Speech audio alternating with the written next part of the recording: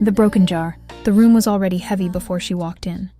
Not loud, no shouting, no chaos. Just the quiet kind of tension that sits in people who think they understand everything.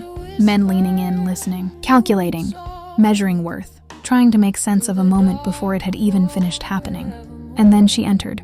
No announcement, no permission, just presence. In her hands, an alabaster jar, small, fragile.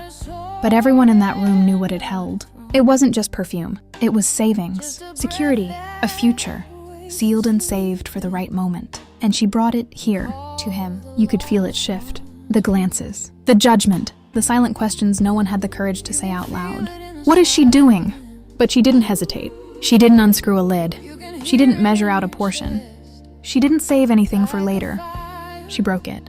The sound cut through the room, sharp, final, irreversible. And just like that, everything she had been holding on to was no longer hers. The fragrance poured out, thick, overwhelming, filling every corner. It clung to the air, to their clothes, to their skin. There was no containing it now. And that's when the murmurs began. What a waste. Because to them, that's what it was. Too much, too emotional, too unnecessary. They saw value and couldn't understand why she would give it away so completely. But he didn't stop her. He didn't correct her.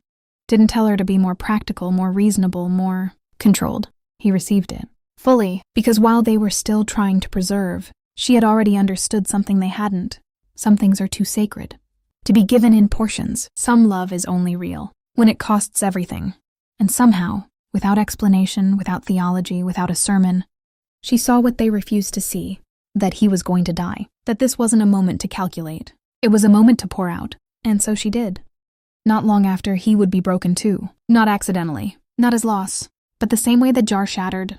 Completely, deliberately, with nothing held back. And just like the fragrance that filled the room, what poured out of him would reach far beyond that moment, far beyond that room, far beyond them. They called it waste. He called it preparation. History would call it love.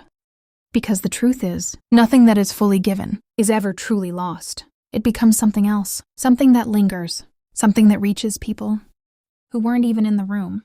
And maybe that's the part we're still learning. We want to open carefully, measure wisely, give just enough, and keep the rest safe. But the things that change the world, they're not poured out like that. They're broken open, and only then do they fill the room. Karina Chedrecki.